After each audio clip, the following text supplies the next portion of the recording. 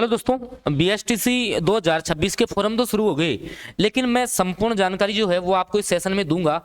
कैसे आप BSTC exam पास कर लेंगे, कैसे कॉलेज मिलता है, काउंसलिंग कैसे होती है, कौन फॉर्म भर सकता है, सारी बातें बताऊंगा। क्योंकि यहाँ पर क्या है कि 12th पास बच्चे फॉर्म भरते हैं, थोड़ा नॉलेज कम रहता है। देखिए, बीएसटीसी 2026 के मैं फॉर्म की बात कर लूँ तो आपके जो फॉर्म है वो शुरू हो चुके हैं, और आपका जो वर्धमान महावीर ओपन जो यूनिवर्सिटी कोटा है वो आपका एग्जाम करवाता है प्री डीएलएड के नाम से। ठीक है, diploma in elementary education full form होती है, आप सभी जानते होंगे।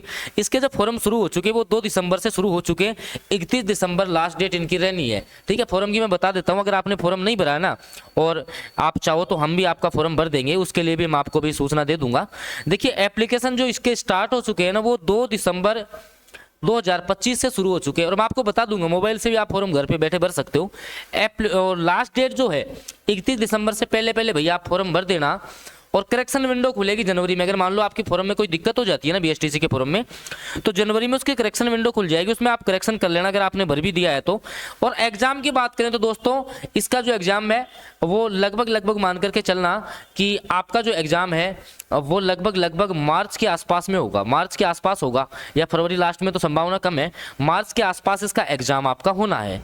ठीक है, अब आ जाओ कि सर कौन कौन इसके फॉर्म भर सकता है। भाई, बीएसटीसी 2026 के फॉर्म का जो एलिजिबिलिटी क्राइटेरिया है वो क्या है। देखो, सबसे पहले मैं आपको बता दूं कि वो कम से कम सबसे पहले तो सिटीजन ऑफ इंडिया होना चाहिए, और एजुकेशनल क्वालिफिकेशन की मैं बात कर लूं तो 12वीं पास हो, या 12th अपेयरिंग वाला स्टूडेंट भी फॉर्म भर सकता है। मान लो जो इस साल 12th क्लास में है, जो बच्चे इस साल 12वीं क्लास में है ना, वो भी फॉर्म भर सकते हैं इसका। ठीक है, और सर कितना % बनना चाहिए। देखो भाई, अगर आप जनरल कैटेगरी से बिलोंग करते हो ना, जनरल कैटेगरी से हो, तो 50% तुम्हारी परसेंटेज आपकी 12th में होनी चाहिए। अगर मान लो ओबीसी, SC ST या दिव्यांग आप हो तो 45%। एज 18 से 28 साल होनी चाहिए। ठीक है, और अगर मान लो कि सर मैं संस्कृत कोर्स से, देखो मैं आपको बता दूं ये बीएसटीसी 2 प्रकार की होती है। एक तो आपकी सामान्य है। अब सामान्य भी 2 प्रकार है। सामान्य में एक संस्कृत से अलग होती है, इसमें संस्कृत की अलग कॉलेजें मिलती हैं आपको। तो संस्कृत में क्या है, 12th में तुम्हारे संस्कृत सब्जेक्ट होना चाहिए। एक होती है स्पेशल। स्पेशल में क्या होता है, जैसे मान लो कि आपके ये जो जैसे मान लो कि बहरे लोग हैं, गूंगे लोग हैं, इनको पढ़ाने के लिए स्पेशल एजुकेशन। ठीक है, तो स्पेशल बीएसटीसी भी होती है। दो प्रकार की होती है, ये आपको याद रखना है। सर हम फॉर्म भरना चाहते हैं, इसका कितना फीस लग रहा है। देखो, अगर जनरल कैटेगरी से बिलोंग करते हो ना तो 450 रुपये तुम्हारा फॉर्म फीस लग रही है, और संस्कृत कोर्स का भी 450 ही है। अगर मान लो आप बोथ कोर्सेज दोनों भरना चाहते हो तो 500 रुपये आपकी फीस लगेगी।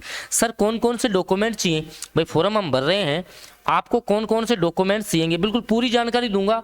2026 में फॉर्म भरने की, एग्जाम तक की, एग्जाम उसके बाद कैसे कॉलेज मिलेगी, कितने नंबरों पर कॉलेज मिलेगी, सारी जानकारी दूंगा आपको। ठीक है, ये डॉक्यूमेंट्स चाहिए। सबसे पहले 10वीं की मार्कशीट और सर्टिफिकेट होना चाहिए। 12वीं की मार्कशीट आपके पास होनी चाहिए, नहीं होता पेयरिंग आप भर देना। रिसेंट आपको पासपोर्ट साइज के 2 फोटोग्राफ आपको चाहिए, हालांकि 1 फोटो ही चाहिए, वो फॉर्म में आपका अपलोड होगा। ठीक है, वो भी मोबाइल में चाहिए। सिग्नेचर आपके स्कैन होंगे। आधार कार्ड आपका चाहिएगा। ठीक है, ये ओबीसी का सर्टिफिकेट अगर आपके पास नहीं भी हो ना तो ये बाद में भी चल जाएगा, कोई दिक्कत नहीं है। इसकी जगह और कुछ भी आप अपलोड करके फॉर्म भर सकते हो, एक बार कॉलेज मिल जाए। एक डोमिसाइल, जाति प्रमाण पत्र आपका, एक क्या चाहिएगा, जाति प्रमाण पत्र। अभी नहीं है तो कोई दिक्कत नहीं, इनकम सर्टिफिकेट की कोई जरूरत नहीं है, कोई जरूरत नहीं है। ठीक है, संस्कृत कोर्स के लिए 12th मार्कशीट, जहां पर संस्कृत के सब्जेक्ट आपका शो होना चाहिए। ठीक है, ये सारी बातें तो आपकी हो गई। किसकी, आपकी कौन कौन से डॉक्यूमेंट्स चाहिए। अब मान लो कि आपने तो सर हमने तो फॉर्म तो भर दिया, हमने जो है आपका फॉर्म तो भर दिया, उसके बाद में क्या क्या पढ़ना पड़ेगा। देखो मैं आपको बता दूं, जैसे ही आप फॉर्म भर दोगे ना, फॉर्म भरने के बाद सीधा आपका जो है 600 नंबर का पेपर होगा। कितने नंबर का, 600 नंबर का। और इसमें अलग अलग भाग है। कौन कौन से भाग है, देखो ये बिल्कुल ऑथेंटिक सिलेबस है। सबसे पहले आपको चाहिए कि भाई रीजनिंग, मानसिक योग्यता, मेंटल एबिलिटीज को बोलते हैं। 50% तुम्हारे आएंगे रीजनिंग के। बिल्कुल क्लासेज दूंगा निःशुल्क यूट्यूब पर, एक क्वेश्चन तुम्हारा बाहर नहीं जाने दूंगा रीजनिंग का। 50% आएंगे, जिसमें रीजनिंग के अलग अलग टॉपिक है, जैसे तार्किक योग्यता है, सादृश्यता, एनालॉजीज को बोलते हैं, विभेदीकरण है, संबद्धता है, विश्लेषण है, तार्किक चिंतन। मतलब ऑल ओवर तुम्हारी जो पूरी रीजनिंग है ना, उसमें आपकी कोडिंग, डिकोडिंग है, घड़ी है, कैलेंडर है, सारी प्रश्नावली आ गई। पूरी रीजनिंग के 50% रहेंगे। 1% जो है आपका 3 नंबर का होता है, तो रीजनिंग के पर्सन आएंगे 150 नंबर के। ठीक है, इसके बाद में फिर 50 क्वेश्चन, फिर आपके अगले 50 क्वेश्चन आएंगे राजस्थान का जीके। राजस्थान का जीके इसके 50 क्वेश्चन आएंगे और इसमें राजस्थान के तीनों पार्ट हैं दोस्तों। आपको राजस्थान की पॉलिटी भी पढ़नी पड़ेगी, राजस्थान की ज्योग्राफी भी आपको पढ़नी पड़ेगी, राजस्थान की हिस्ट्री कल्चर आर्ट कल्चर जिसको बोलते हो ना वो भी पढ़नी पड़ेगी। सारे टॉपिक भी दे रखे हैं, ठीक है। ये भी मैं आपको बिल्कुल यूट्यूब पर निःशुल्क करवा दूंगा, कोई दिक्कत नहीं है। चैनल सब्सक्राइब आप लोग कर लेना। अब देखो खास बात, अगले 50 प्रश्न आ रहे हैं शिक्षण अभिक्षमता के। शिक्षण अभिवर्ती बोल दो, अभिक्षमता टीचिंग एप्टीट्यूड को बोलते हैं। इसमें क्या होता है, बहुत इंटरेस्टिंग बता रहा हूँ। जैसे मान लो इसमें क्वेश्चन आया ना, उसके 4 ऑप्शन होंगे, पहला, दूसरा ऑप्शन, तीसरा ऑप्शन और चौथा ऑप्शन। इसमें क्या है, मान लो अगर इसका प्रॉपर करेक्ट आंसर 2 है ना तो इसके पूरे 3 नंबर मिलेंगे। उससे कम आंसर ये सही है तो इसके 2 नंबर, इसके 1 नंबर। मान लो ये ऑप्शन टिक करके आ गया तो 3 के 3 मिल जाएंगे। ये किया तो 1 नंबर मिलेगा 3 में से, ये किया तो 2 मिलेंगे, चौथे में मतलब ये नहीं किया तो कुछ नहीं मिलेगा। मतलब इसमें 3 ऑप्शनों के तो नंबर मिलते ही मिलते हैं, 3 में से 1 टिक करके आगे तो अगर प्रॉपर सही करके आगे पूरे 3 मिलेंगे, वरना 2 मिलेंगे, वरना 1 मिलेगा। केवल इन 50 प्रश्नों में ये बात लागू होती है आपके शिक्षण अभिक्षमता। इसमें क्या क्या क्वेश्चन पूछेंगे, शिक्षण अधिगम टीचिंग लर्निंग आपकी क्या है, कि जैसे मान लो कि आप कोई भी जैसे सबसे पहले बच्चे को क्या सिखाएंगे, क्या सारी बातें वो आपकी आएंगी इन 50 प्रश्नों में, ठीक है सर। ये तो हो गया। उसके बाद में भाई 50% में 2 भाषाएं आपको चूज करनी है। जैसे अंग्रेजी आपने चूज की तो 20% आएंगे अंग्रेजी के, और अंग्रेजी के आपके वही चलते हैं आपके आर्टिकल, प्रीपोजिशन, नरेशन वगैरह, यही सारा कुछ चलेगा, टेंस वगैरह। सिलेक्टेड मैटर दे दूंगा, कोई दिक्कत नहीं है, उससे तैयारी करना, BSTC तुम्हारी निकलवा देंगे।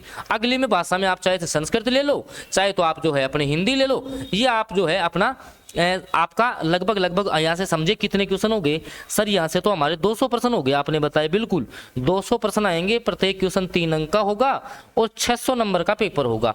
अब इस 600 में से मैक्सिमम आपको लाने हैं। उसके बाद क्या होगा, मान लो आपने एग्जाम दे दिया सर, हम एग्जाम जैसे ही दे देंगे आपका स्कोर, सपोज दैट आपका स्कोर रहा 350 नंबर आपके आ गए। कितने आ गए, 350।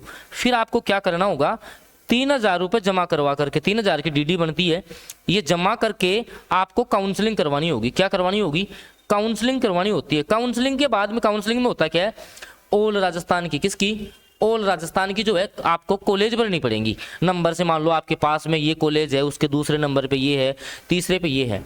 मान लो कि आपके नंबर पे आपको कॉलेज मिल जाता है, मान लो ज़्यादा नंबर आ रहे हैं, 350 आ रहे हैं, आपको मान लो पहले नंबर का कॉलेज मिल गया, तो इस कॉलेज में फिर आपको रिपोर्टिंग करवानी है। उसके बाद में 2 साल का आपका एक कोर्स है। कितने साल का है, 2 साल का कोर्स है। और 2 साल में आपका जैसे ही आप BSTC कर लेंगे, उसके बाद में राजस्थान में एक एग्जाम लगता है रीट का। रीट में आप लेवल 1 का फॉर्म भर सकते हैं। किसका, लेवल 1 का फॉर्म भर सकते हैं, जब 1 to 5 के आप टीचर बन सकते हैं। और ध्यान रखना लड़कियों के लिए तो ये बेस्ट है, क्योंकि अभी 50% महिला आरक्षण का सीन आया था, हालांकि लागू नहीं हुआ है।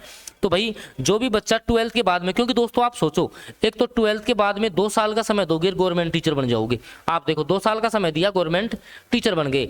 उस साइड आप जो है मान लो BA करनी है, BSc BCom, तो 3 साल का तो वो करो, फिर B.Ed करो, 2 साल का B.Ed करो, और मान लो फर्स्ट ग्रेड का पढ़ना है तो फिर MA करो 2 साल का। 7 साल हो गई, या 5 साल मिनिमम हो गई, या 2 साल बाद टीचर का एग्जाम दे लोगे, या 5 साल है।